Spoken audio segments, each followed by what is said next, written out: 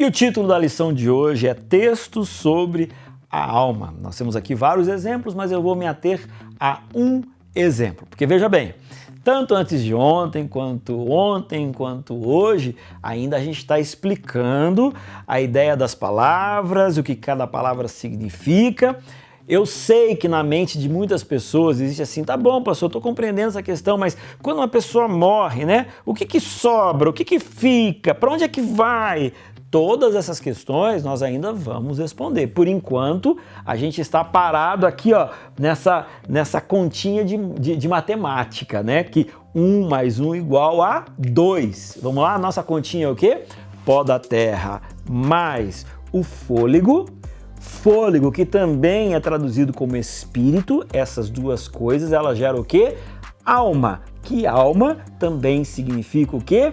Vida. Então, essa é a ideia, beleza? Então, vamos lá.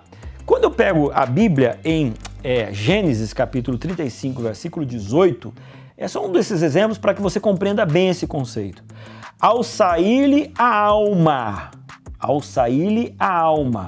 aí aqui na minha Bíblia, nessa Bíblia aqui, ó, vem trazer o seguinte, porque morreu, deu-lhe o nome de Benoni. Agora, quando eu pego uma outra Bíblia, a Bíblia, a Mensagem, ela traduz da seguinte forma o mesmo versículo.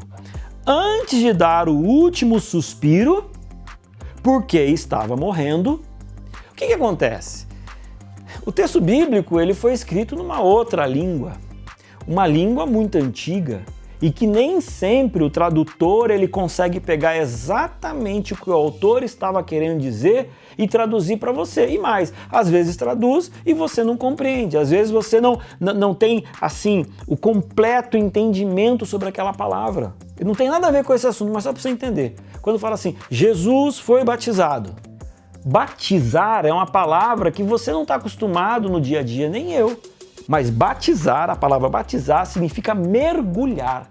Então, quando a gente olha para as palavras bíblicas, a gente percebe que elas têm sim um significado para nos dar. Quando fala, por exemplo, batizar, significa mergulhar, não um pouquinho de água na cabeça.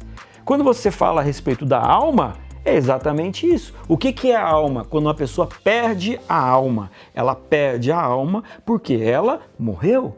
Porque, repito, o que é morte? Morte é o rompimento do pó da terra com o espírito. Quando essas duas coisas se separam, automaticamente a alma deixa de existir. Porque a alma é a soma desses dois elementos. Entendeu? Tá conseguindo entender? Se você ainda não está conseguindo, me escreve nas redes sociais para ver se eu consigo ter um tempinho aí para poder te responder. Beleza? Amanhã a gente continua.